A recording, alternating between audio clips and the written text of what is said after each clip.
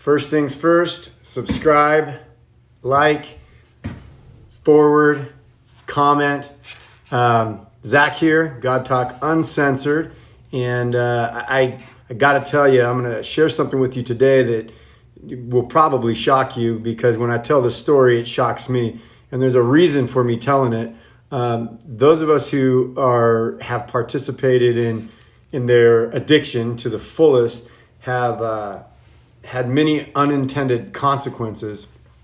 And we oftentimes, set out to do good, and then our addict or our drug of choice takes over, and it has a mind of its own, and we have no idea where that leads until it unravels in front of us.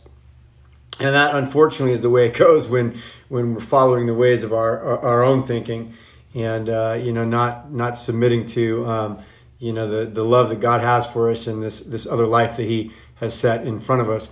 And so, I'm going to tell a story. I think it's important that people get little bits and pieces of who I am, and the Bible tells us that we come the enemy by the blood of the Lamb and the word of our testimony. So here's my testimony. I was dating my late wife. She passed away, is another story, and I'm sure I'll bring that up another time. But I was dating my late wife, and we were staying in Las Vegas. And the only reason that we were there was because my youngest sister was graduating from college, which was a huge deal. It was a huge deal for her, and it was a huge deal for our entire family. We don't come from a big line of college graduates. And so I traveled out there to my not my sister's house, but to Las Vegas to attend her graduation. And we stayed, I think it was Mandalay Bay. And so, I was just struggling with my addiction, and I started drinking. And next thing I knew, I fabricated a fight, with my then girlfriend to, so that I could bail out. It was just a cheap cop out, for me to peel away on my own and go, look for cocaine and whatever else. And so, like most addicts, we just like birds of a feather, man. We can sense who does what and where to get it and who's selling things and all that business, right? So Vegas was easy for me. So I ended up, finding somebody that was selling crack cocaine. And these stories used to be embarrassing to me, but I got to be honest, like, now that I'm on the other side of this, like, it's important to share, because a lot of people hold all of these things inside, and they tend to bail out, right, when it gets to the point where somebody may judge them or whatever. And I'm not even worried about that, right? So here it is. So end up at this just this crack house, right? And I'm getting high. I knew that I needed to get out of there, right? It was a bad scene altogether. I knew I needed to get out of there, and I needed to get back to my fiance, my girlfriend, right?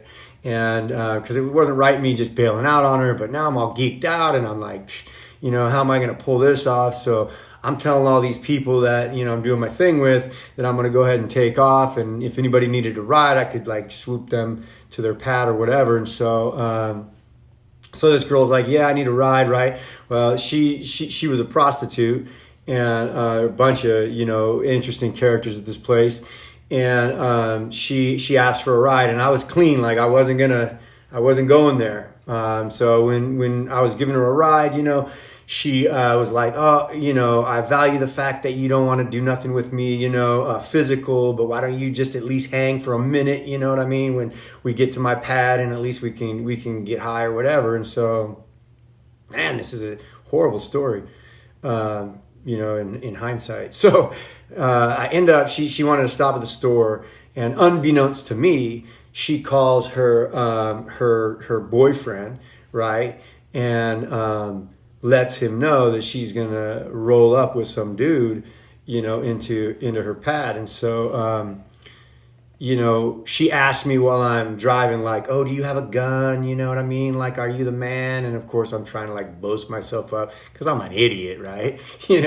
And I used to be able to hold my own, so don't get me wrong. But this wasn't the life that I was about, not like that wasn't who I really was, inside. And so I ended up getting to her place, right? And going upstairs, and it just felt wrong. I don't know. Something was wrong about it. And all of a sudden, like, this dude comes out of the bathroom, and he was under the impression that I had a gun. And so he ended up just coming out of the bathroom with his gun, like, before, he didn't know if I had it in my waistband or like whatever, right? So he comes up to me and he takes the butt of the gun and he just cracks me in the face, right? And then punches me so hard. Like, he was a big dude. And, told me, don't look at me, and so I couldn't identify him, or I don't know, whatever. And so he told me to get down on my knees. I got down on my knees. He had a gun. I didn't. And they began to rob me, right? At the time, I had a BMW X5 as well. And so I'll tell you why I said that in a minute. So I'm on my knees, right, with my hands behind my head. He tells me to get face down on the carpet, and he puts the gun to my spine and starts blaming me for being like, he was like, you're an FBI agent, or I don't know. It got really weird. So he grabbed a pillowcase off of the bed, and he put it over my head, and then he ripped an extension cord off of the lamp, and he wrapped it around my neck, and my hands were behind my back, like so, right? Anyway, and then my feet connected to my hands, so I was hogtied, put down, face first, gun cocked to my back while this dude's beating me up, and they're stealing all my stuff. And he said, count to 100, and when you're done counting, if you can get loose, you can go. But we might not actually be out of the room, so if you don't count to a full 100, I'm going to blow your face off. So needless to say, I counted to 100, a whole 100. And, I was able to get loose, called the police, the whole deal. They stole my stuff. They stole my BMW, the whole deal. And, the police came, and I was all geeked out, and they didn't want to believe nothing I had to say anyway. But, I mean, from the crack house to God's house, that's what I'm talking about, I mean, I'm telling you this story because there are those of us out here or out there that have had or been the guy with the gun. You know what I'm saying?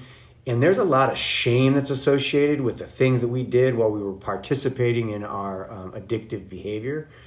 And God wants to take that away, man. He does.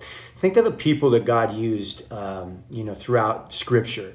They were not like, the scholars and the elite. Fishermen, you know what I'm saying? Like tax collectors, Simon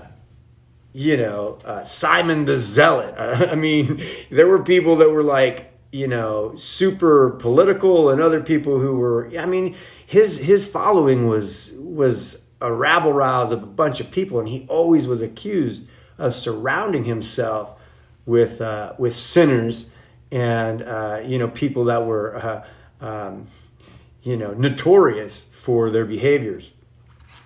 But why did he do that? Why did he do that?